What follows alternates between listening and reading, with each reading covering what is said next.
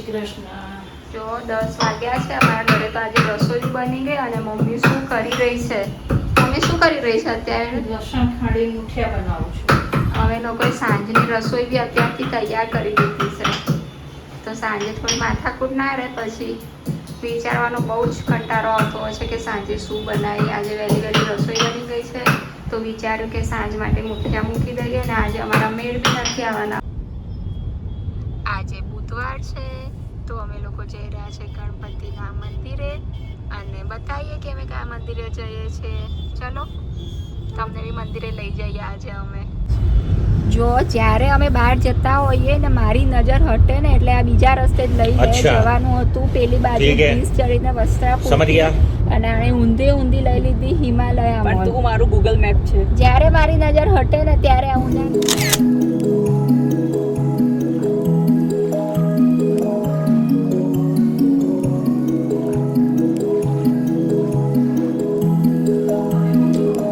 ભાઈ આ તો શું ચાલી રહ્યું છે? ભાઈ હવે આપણે ઘરમાં પોપટ લાવવાનો છે તો કરો છો. બોલો હવે આમને તોતા કેરી જોઈએ છે. કેરી ગઈ ને હા, એને બહુ દુઃખ થાય છે. પહેલા તોતો જોઈએ છે, તોતો એટલે તોતા કેરી. આપણે એક કામ કરો ને, આમને ક્યાંક વલસાડ બળસાડ મૂકી આવીએ કોઈ ખેતરમાં, અને ત્યાં જ રહેવાનું. હા, કયું ભાન છે? કેરી ગઈ તો શીરો બન્યો, શીરો પતી ગયો તો કેળા આયા. બોલો હવે કેળા જશે પછી શું આવશે? તોતો નહીં આવે ઘરમાં તો આવશે. ચલો વોટ કરો. તો આવશે કે નહીં આવે? ચલો કોમેન્ટમાં લખજો બધા કે તોતો લાવવો જોઈએ કે ના લાવવો જોઈએ. હા, આવશે. નહીં આવે. અને કોણ પણ મમ્મી જેવા તોતા મીન્સ કે કેરી લવર્સ છે કે કેરી જાય તો બે રોટલી ઓછી ખવાય, શોર્ટ બોલે. ઓકે, ચલો મળીએ, જોઈએ આગળ તો આખરે આવે છે કે નહીં ઘરમાં આજે.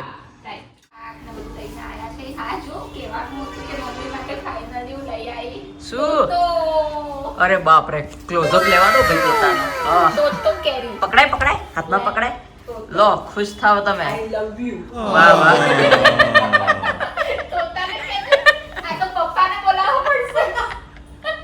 બોલાય તોતાને વાહ ભાઈ વાહ. અને આ કેરી કઈ છે બોલો? ગેસ કરજો બધા કે આ કઈ કેરી છે. નજીક લાવો થોડી. लेकिन ये साला कर क्या रहा है यहाँ पे? ઓહો, સાઈઝ કઈ તો જો. કેરી હશે બોલ? ચોરસા. બોલો. ચોરસા કેરી છે. વાહ, આવું તો પહેલી વાર નામ અને એવું સાંભળ્યું. કીધું કે બહુ મીઠી આવશે એટલે હું લાવી છું ચાખવા માટે. હા હા, અને મમ્મી હેપી છે, ફાઇનલી એનો તોતો આવી ગયો ઘરમાં. વાહ. કેરી.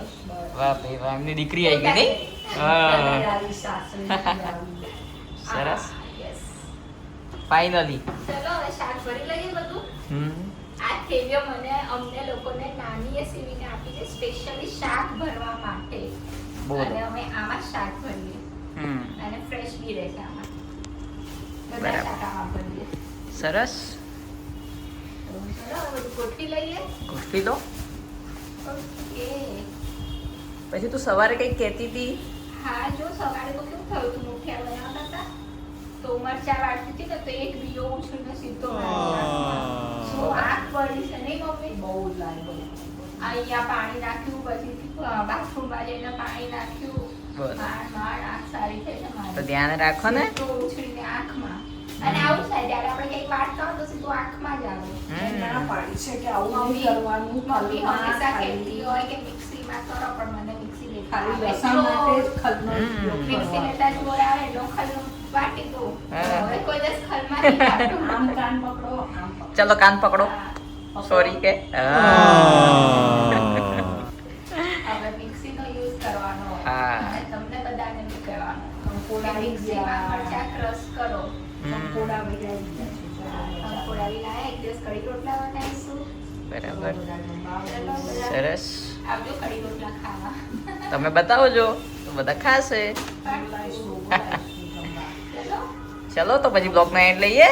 Yes. ચલો લઈ લો. મળીશું નવા બ્લોગમાં. રાધે Bye. કૃષ્ણ.